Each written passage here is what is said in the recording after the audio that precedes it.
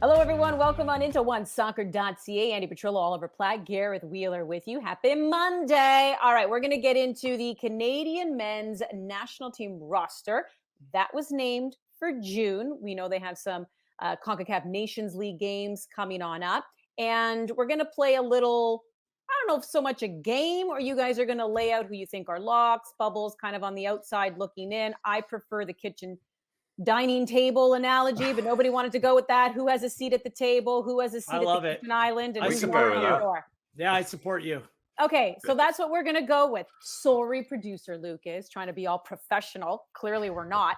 But we do have to follow up on news that we know came out last week. And that, of course, was the June 5th friendly against Iran had been canceled by Canada Soccer due to public pressure. And is there any update, Gareth, on them finding another opponent in that June window? Yeah, I have a little bit of an update. It has been a very busy few days for the Canadian Soccer Association as they try to find a solution, try to find a game for the Canadian men's national team. And I can confirm that multiple countries have officially been invited.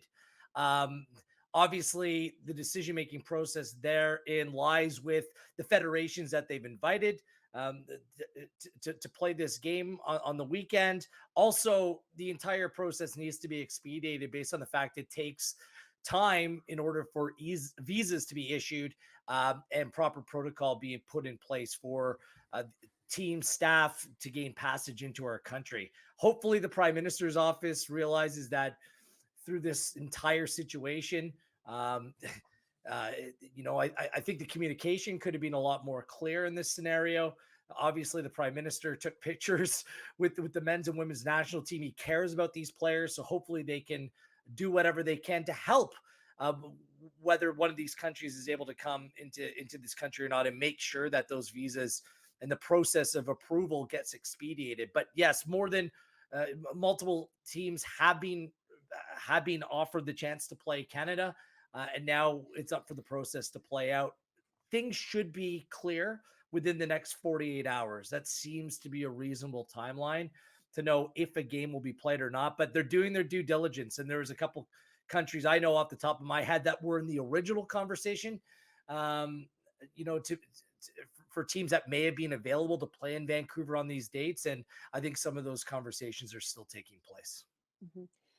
Would it still be that June 5th? I don't know if you know this, Gareth, but I'm just curious because we do know that they have CONCACAF Nations League games. So June 9th against Curacao, June 13th against Honduras, which you can see right here on One Soccer. Would they have to play that other game before those two?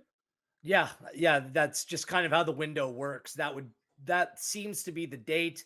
They have the building, they have the facilities, everything has got to be pushed through. Like you're going to want to use BC Place in some capacity on that date, right? Whether it's an inter squad game, or red and white game, or come up with some kind of solution here. I think that Canada Soccer is very mindful of that. They want to do something right. They want to do right by the players. They want to do right by the country, the fans in Vancouver. And my understanding is that would be the date. It just aligns perfectly with this camp. I should say that even if a game isn't going to be able to be played, it's not all lost for the Canadian men's national team here. Like they haven't had an extended camp for quite some time, like years now, right? Even through World Cup qualifying, it was kind of patchwork stuff. Players would come into camp. Uh, they quickly prepare for the next game and move things along. I don't think that spending extended time on the training field is necessarily a bad thing for this group, but obviously you prefer to reward players with actual games that they can play, right? So Yeah. hopefully for the fans, hopefully for the team that we have a game to announce, but the Canadian Soccer Association is pressing on. Conversations have been had. I can confirm that official invites have been issued to multiple countries, and we'll see where the process plays out over the course of the next 48 hours. Fingers crossed for that. But of course, we know that the big news, of course, are the players who have been named to this camp because TAM is a ticking. As we know, the World Cup will begin in November. So they have this window and then they have a September window. So who, this is what I'm going to ask you guys. Do you believe John Herdman already has as his lock? So in his head, he knows these are the guys he's taking to Qatar. Who are the guys he's possibly thinking about? And who are maybe guys who could come out of left field, who are right now on the outside looking in? but are still in that running. So we're going to go with my analogy. Instead of locks, Ollie, I'm going to ask you, who do you believe already has a seat at the dining table? The It's adult a table. it's a sizable dining table. I think I've got 16 players that I think already locks to the squads. I don't know if something's going to appear on the screen after we tape this or not, but hopefully it will. In goal, I've got Milan Boyan and Max Crepeau. There it is. Look at that. Woohoo! You yeah, ask, you shall receive. Now I've got to list them off. Johnston, Larea, Vittoria, Miller, Adakubi. And my defenders, Eustachio, Hutchinson, Kate, Azurio, midfielders, and then David Buchanan, Davies, Hoylett, and Kyle Laren up front. So I've got 16 players, and that's a obviously sizable chunk of the squad, particularly if it's still restricted to 23. It may be expanded to 26. We'll have to wait and see. But that's a good chunk of players that I think are, barring injury, obviously pretty much guaranteed to be there and will be the core of the team that John Herdman's fielding in Qatar. Okay. I like it. Oh, I want to just ask a little sidebar. Maybe, Gareth, you can jump on this too. Richie Larea have as a lock. Completely agree with that. We know Nottingham Forest just got promoted to the Premier League. Are you concerned about his lack of play minutes? He wasn't even named to the squad, wasn't even on the bench yesterday in that big game for them to get promoted. And I know there's been a lot made of the atmosphere and the training, second to none, all that great stuff. But if he's not getting minutes, does that concern you? Well, of course, you want the player to be playing minutes, but you also want the player to have the opportunity to play at the highest level possible, right? Like Canada lack those top tier players in numbers like other nations do, and generally it's a good sign when your players are playing at the highest level possible. So let's see what this summer and how it plays out for Nottingham Forest. Is Jed Spence? I mean, he's a coveted player in the market, plays the same position as Richie Larea. He's an excellent player. What if he gets sold this summer? What if a spot opens up for Larea to play regular football? Some of the fullbacks that they've been playing in those areas as well, they're suited to playing in the league championship. They don't necessarily have the pace and the athleticism to play in the Premier League level. I think Richie Larea is more of the profile for a player to play at that level than some of the players who have been playing that position. So, look, I think it needs to be clear what Steve Cooper and Nottingham Forest want to do, what they see Larea's role being. And if they don't believe that he is at the level, then obviously some sort of decision will be made about his future, whether they want to perhaps go on and sell the player. Perhaps the player looks elsewhere. Perhaps he is part of the plans, right? So this is all fresh. I think that this will all play out in the next 2 months, and Larea will undoubtedly do what's best for him and his family. What do you think, Ollie? Yeah, I think it's a concern if he's not playing. There's no question about that. And it's the same for any player in the squad. You want them fit and informed coming into the World Cup. So is it a concern? Yes, but it's not a concern that's going to push him off the roster for me. I think he could have not played in 3 months and he still goes to the World Cup. He's just that good a player and that important to Canada. All right, we saw all these locks. Wheels, who is sitting at your big table? My table's a little bit bigger than Ollie's. One more player has a seat at the table, but I think we might have some players that are different. I think we both agree on the goalkeepers, Borjan and Crepeau. I think I added an extra player in the back: Vittoria, Johnston, Miller, Kennedy, Larea, Adakubi. Kennedy would kind of maybe be that player that some would put more in the bubble. I think he's shown every time that he's played for the Canadian men's national team that there's a serviceable role for him to play in this team. So I included him. My midfield's a little bit thin because I think there's some decisions to be made. Hutchinson, Eustachio, Osorio, Buchanan, and Hoylett. Buchanan and Hoylett might not be natural midfield players, but I guess they can play in that role. I left that a little bit open there. Davies, David, Laren, Ugbo, they picked themselves up top for me, those 4 players. And then whoever that 5th striker may be, I think there's going to be a real competition for that spot. So I have 17 out of the 23. Obviously, if things get extended out to 26 for the World Cup, then that opens the door for other players. But I think there's limited spots right now for players. And I've documented this before. I really think that a couple of those positions right at the end of the team are going to be the good teammates, right? The players that will understand that they're not going to the World Cup to play unless there's a desperate situation. They're there to train hard, lift the atmosphere, lift the environment, just be that player that, potentially brings some more leadership to the group. I kind of think that the final few places in the team will be those types of players. But other than that, like yeah, 16, 17, I think that's pretty fair to say right now, are absolute locks to be at the big kids table, the adult table, The and be on adult the table. plane to Qatar. Okay, so I'm not going So, to say the kiddie. Oh, did you want to comment on that, Ollie? well, I think there's an obvious submission there that we've got to touch on, right? You had Kennedy and Ugbo in, which I don't mind. They're both on my next list, and I think pretty close to being my locks. But there was no Mark Anthony Kaye there, and with Hutchinson not able to go every game, you would think in a short space of time at a World Cup, he surely has to be a lock, doesn't he? I think he can.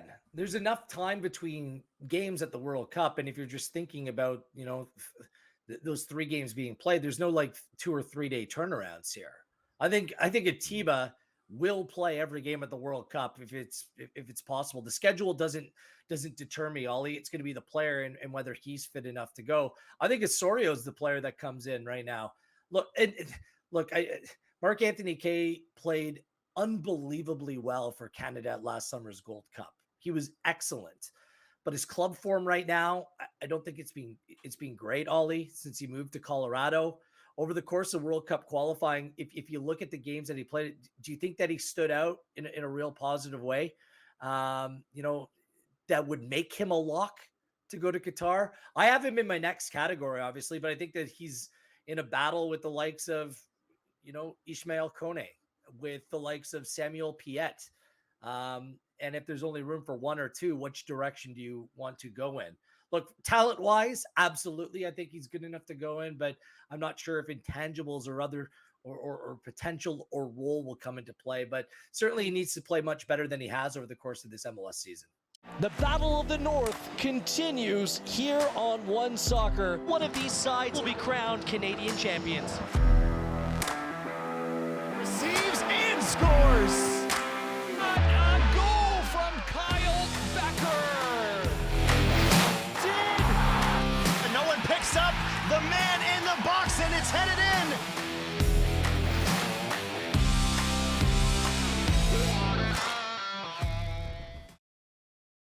Well, let's move on then to your next list. And I'm not calling it the kiddies table. I don't want to offend anyone. I'm calling it the kitchen island. So you're not at the dining table with the fancy cutlery and the nice comfortable seats. You're kind of in that stool that doesn't have a back, and you're trying to get comfortable, and your knees are hitting the like it's whatever. So these are your kitchen island, your bubble players. Ollie, who do you got? Okay, so this list for me is like guys who I think will more likely than not be there, but they're not locked in yet as my locks are. So I've got Dayne St in goal. I think he's the clear number 3 goalkeeper right now. Could change in the rest of this MLS season, but I doubt it will. Scott Kennedy is real borderline. Just Derek Cornelius being there and playing at a decent level, playing regularly, I think there's still some competition there, but Kennedy's certainly the favorite. Daniil Henry, again, will he get enough games to really make a strong case to be a key player for Canada? I'm not sure, but I think he's an important part of the group that you have on the roster in all likelihood. Same thing with Sam Piet, not really in Montreal's team right now, but I think there is a role for him there on this roster. And then the 2 strikers, this is where I think it gets interesting, is I think Ugbo is can be more confident of his spot than Cavallini, particularly if he continues to play at a high level in Europe. He's scoring goals in Ligue 1 right now. If that continues, he'll be on the roster. And then Cavallini, I think, is the other striker I have right now, but there are players breathing down his neck, as we'll get onto on the next part of the list, I think, that maybe do put a bit of pressure on him. But I think by and large, I would expect to see most of these guys in Qatar. All right. Gareth, your kitchen island. I bubbled it out to 27 players. So this is a 10-player list. One player will have to go, but I think a lot of it has to be with that last name, Lucas Cavallini. Because if he comes to this Canada camp and shows that he fits in, kind of wins over the players in the Canadian team, if he's willing to commit to Canada, then he's on the plane, right? Like, there's no doubt for me. Sinclair is the 3rd goalkeeper. Cornelius and Henry. I think that Daniil Henry might have a little bit of a step up on Cornelius right now. Kone Piet, I documented that. Liam Miller, it's tough to keep him out if he's playing at a good level of European football. Obviously, a talented young player. It might come down to a decision of one of Akinola or Cavallini. And who's that going to be? Like, I know that Akinola is a popular figure in the Canadian team, just like Luca, just like Cavallini is. but which player's on better form? Like, we could really have a race for one ticket to Qatar with those two players. And a lot of it will have to do with, Cavallini showing something here at this Canada camp. And we'll see what kind of shape, what kind of form Akinola can get himself in, obviously returning from a very serious injury. So that's kind of how I see the bubble playing out. Okay. So my analogy works perfectly on the players. So this is the outside looking in, or as I like to call it, the people standing on the porch, ringing the doorbell, peering in through the big bay window, getting their breath and fingerprints all over the window. So who's ringing that bell, trying to get inside? A lot of people. To the dinner a lot party. Of people. Ollie, everyone wants to be at your dinner party. I know. I'm just saying. So right now, this is like really pathetic. They're on the outside. It's sad. They see people eating, enjoying. Ollie, who's ringing the bell? Well, to be clear, I don't regard these players as pathetic and ringing No, the bell. I just said the scene. It's a sad scene is kind of where I wanted to go with it, right? The outside, not that the players, you're right, not that the players are pathetic. Yeah, we'll stick with the analogy. If there's a long list of players, there's quite a crowd of players outside the house trying to get in right now on this list. I won't go through them all because there's too many, but I think there's basically two decisions to make. Again, if it's a 23-man squad, which it might not be, so then it makes it easier. But if it's a 23-man squad, I've already got 22 players on the first two parts of the list. So there's basically two things that can happen, right? One is that someone outplays someone on that bubble list. So maybe it's Liam Fraser over St-Pierre. Maybe it's Cornelius over Kennedy. Maybe it's Akinola over Cavallini, like Wheels mentions. And then beyond that, on a 23-man roster, you're picking one player. So I would tend to look at someone who I think can be a little bit of something extra, a bit of a difference maker, and I'm looking at Kone, Kolesho, Corbinu potentially. If Miller's obviously a strong one who has a bit more of a familiarity with the group, or someone like a Stefan Mitrovic or Dan Jebison, if they're willing to commit to the team in time for the World Cup. I'd like to see someone who is a different profile and can give you something different in that 23rd slot. Okay, lots of players there. Gareth, who do you have outside ringing the bell? Yeah, I included most of the players who have featured for Canada over the course of World Cup qualifying as well, because there's a reason why they've been called into the team. Witherspoon's an interesting one for me. If he can return from injury, I think he can work his way in. I actually think a couple players from this list could find their way onto a 26-man team. So Witherspoon's interesting for me. Liam Fraser is interesting for me because he consistently steps up his game and has been really reliable for John Herdman as well. This is a big camp for Raheem Edwards coming back in for the first time since 2018 to show that there's a role for him to play. I added Jebison. He was the kind of one non-committed player that I added to the list because he's 18. Look, he hasn't been scoring a lot of goals. He hasn't been playing much in the league championship. In League One, he was playing and scoring goals earlier in the year, went back to Sheffield United, hasn't been on great form, right? But if the player does have interest, I think you at the very least need to be able to consider that. Theo Corbinu, can he take the next step?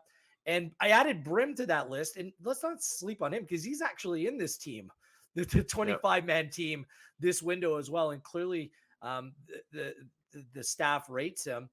And I just wondered, there's some big under 20 games coming up. Is there anyone from the under 20 team that can maybe make an impression this summer, can work their way into the first team of the European sides? Like, look, there's players playing for the Crystal Palace, Lazio. Like, there's some players in good setups and are maybe just that one step away. If they can prove themselves over the course of the summer and work their way into the first team setup, then potentially some of those under 20 players could put themselves in the mix and for that September window, right? Like, form matters and the level that you're playing at matters. So I wouldn't kind of rule out some of those younger players either entirely. I think it's a long shot, Andy.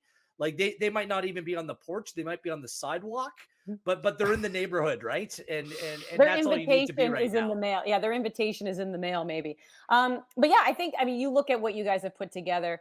It seems pretty bang on. It is pretty incredible with some players. Theo Corbin is the one that just kind of stands out to me, right? Just because there was so much made of him and coming on in when he had 2 goals and 6 appearances in 2021, but how quickly things can change.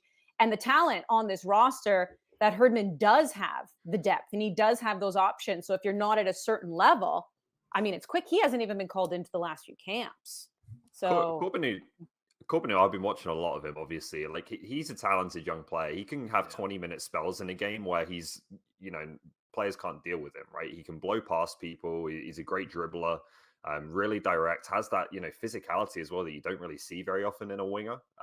He's quite tall and strong as well as being quick and skillful. But he can also have stretches where he makes the wrong decision over and over again. And it's just the maturity is just not quite there, right? It's consistency with him.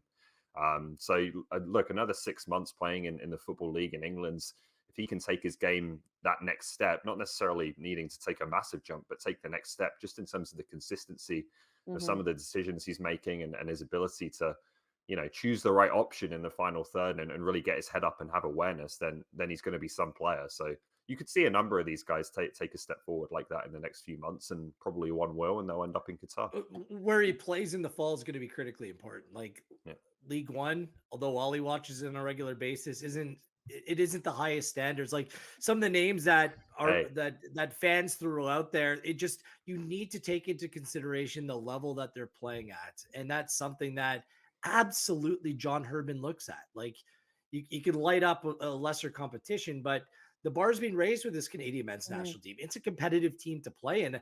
I think that Corbin has a very bright future in this setup, but right now it's a position of great depth and great strength for this. Like, he wouldn't be ahead of Liam Miller for me. And Liam Miller is probably going to go to Qatar, but it's not an absolute lock, I think, in both of our opinions, right, Ollie? So there's a deep depth chart here, and there's younger players coming through as well. So it's really exciting stuff that we can actually look at this and have so many players playing at a decent level in decent form that are going to be competing for these spots.